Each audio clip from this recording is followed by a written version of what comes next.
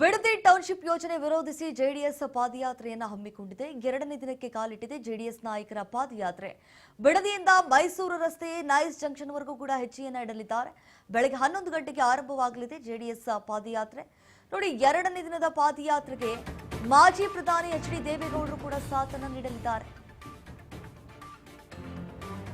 ಬೆಂಗಳೂರಿನ freedom park ವರೆಗೂ ಕೂಡ ನಡೆಯಲಿದೆ ಪಾದಯಾತ್ರೆ. ಜೆಡಿಎಸ್ ಘಟಕದ ರಾಜ್ಯಾಧ್ಯಕ್ಷ ನಿಖಿಲ್ ಕುಮಾರಸ್ವಾಮಿ ಅವರ ನೇತೃತ್ವದಲ್ಲಿ ನಡೆಯಲಿರುವಂತಹ ಈ ಒಂದು ಪಾದಯಾತ್ರೆ ಬೈರಮಂಗಲದಿಂದ ಬೆಂಗಳೂರಿಗೆ ತೆರಳುತ್ತಾ ಇದ್ದಾರೆ ಜೆಡಿಎಸ್ನ ನಾಯಕರು. ಇವತ್ತು ಬಿಡದಿಯಿಂದ ಆರಂಭವಾಗಲಿದೆ ಎರಡನೇ ದಿನದ ಪಾದಯಾತ್ರೆ. ಎರಡನೇ ದಿನವಾದ ಇವತ್ತು 16 ಕಿಲೋಮೀಟರ್ ಸಾಗುವಂತಹ ಪಾದಯಾತ್ರೆ ಇದಾಗಿದೆ.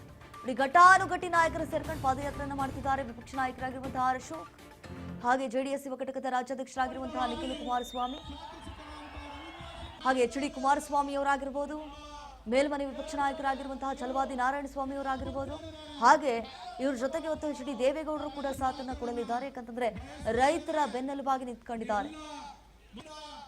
ರೈತರಿಗೆ ಅನ್ಯಾಯ ಆಗ್ತಾ ಇದೆ, ನಾವಂತರೂ ಅನ್ಯಾಯ ಮಾಡೋದಕ್ಕೆ ಬಿಡೋದು ಇಲ್ಲ.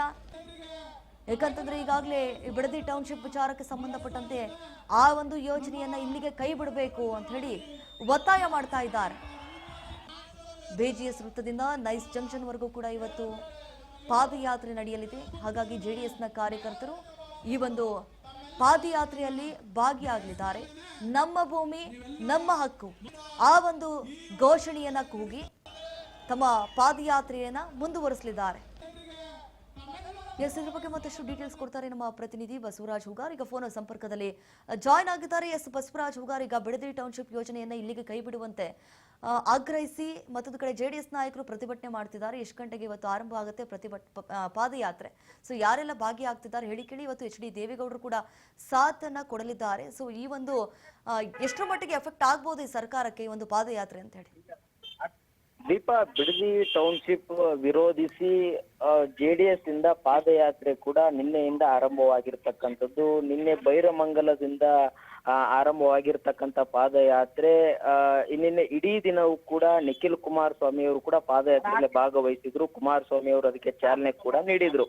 ಆ ಒಂದು ಪಾದಯಾತ್ರೆ ಇದೀಗ ಬಿಡದಿಯ ಬಿಜಿಎಸ್ ಒಂದು ಸರ್ಕಲ್ ವರೆಗೂ ಕೂಡ ಬಂದಿರತಕ್ಕಂಥದ್ದು. ಇವತ್ತು ಬಿಡದಿಯ ಒಂದು ಬಿಜಿಎಸ್ ಸರ್ಕಲ್ ಇಂದಲೂ ಕೂಡ ಪಾದಯಾತ್ರೆ ಆರಂಭ ಕೂಡ ಆಗುವಂತದ್ದು. ಈ ಒಂದು ಪಾದಯಾತ್ರೆ ಇವತ್ತು ಪಾದಯಾತ್ರೆಗೆ ಮಾಜಿ ಪ್ರಧಾನಿಗಳಾಗಿರ್ತಕ್ಕಂಥ ದೇವೇಗೌಡರು ಸಹಿತ ಬಂದು ಚಾಲನೆಯನ್ನ ನೀಡ್ತಾರೆ. ಕೆಲವೊತ್ತು ಕಾಲ ಈ ಪಾದಯಾತ್ರೆಯಲ್ಲಿ ದೇವೇಗೌಡರು ಸಹಿತ ಭಾಗವಹಿಸ್ತಾರೆ ಅನ್ನುವಂತಹ ಮಾಹಿತಿ ಕೂಡ ಸಿಗ್ತಾ ಇದೆ. ಹಾಗಾಗಿ ಇದೀಗ ದೊಡ್ಡ ಮಟ್ಟದಲ್ಲಿ ಕೂಡ ಈ ಬಿಡದಿಯ ಟೌನ್ಶಿಪ್ ವಿಚಾರವನ್ನ ತೆಗೆದುಕೊಂಡು ಹೋಗ್ಬೇಕು ಅನ್ನುವಂತ ನಿಟ್ಟಿನಲ್ಲಿ ಜೆಡಿಎಸ್ ನಾಯಕರು ಮುಂದಾಗಿರ್ತಕ್ಕಂಥದ್ದು. ಈಗಾಗಲೇ ಆ ಒಂದು ಪಾದಯಾತ್ರೆ ಮಾಡೋ ಮುಖಾಂತರ ರಾಜ್ಯ ಸರ್ಕಾರಕ್ಕೆ ಒಂದು ಬಿಸಿ ಮುಟ್ಟಿಸುವಂತ ಪ್ರಯತ್ನವನ್ನು ಕೂಡ ಮಾಡ್ತಾ ಇದ್ದಾರೆ. ಅದಕ್ಕೆ ಒಂದ್ ಕಡೆ ಟಕ್ಕರ್ ಎಂಬಂತೆ ಕೂಡ ಡಿ.ಕೆ. ಶಿವಕುಮಾರ್ ಅವರು ಕೂಡ ಅವ್ರದೇ ಆಗಿರ್ತಕ್ಕಂಥ ಹೇಳಿಕೆಯನ್ನು ಕೂಡ ಕೊಡ್ತಾ ಇದ್ದಾರೆ, ಪ್ರಾಯಶ್ಚಿತ್ತ ಯಾತ್ರೆ ಅನ್ನುವಂಥದ್ದು. ಆದ್ರೆ ನಿಖಿಲ್ ಕುಮಾರಸ್ವಾಮಿ ಅವರಾಗಿರ್ಬಹುದು, ಮತ್ತೆ ಕುಮಾರಸ್ವಾಮಿ ಅವರಾಗಿರ್ಬಹುದು, ಮತ್ತೆ ಜೆಡಿಎಸ್ ಆಗಿರ್ತಕ್ಕಂಥ ಸುರೇಶ್ ಬಾಬು ಅವರಾಗಿರ್ಬಹುದು, ಸಾಕಷ್ಟು ಒಂದು ಕಡೆ ಈ ಪಾದಯಾತ್ರೆಯನ್ನ ಮಾಡುವ ಮುಖಾಂತರ ಬಿಡದಿ ಟೌನ್ಶಿಪ್ ಯೋಜನೆಯನ್ನ ಕೂಡಲೇ ರಾಜ್ಯ ಸರ್ಕಾರ ಕೈ ಬಿಡಬೇಕು, ರೈತರ ಪರವಾಗಿ ಒಂದು ತೀರ್ಮಾನವನ್ನು ತೆಗೆದುಕೊಳ್ಬೇಕು ಅನ್ನುವಂತ ನಿಟ್ಟಿನಲ್ಲಿ ಆಗ್ರಹವನ್ನು ಕೂಡ ಮಾಡ್ತಾ ಇದ್ದಾರೆ. Deepa. S Basavaraj, thank you ತಮ್ಮ ಮಾಹಿತಿಗಾಗಿ.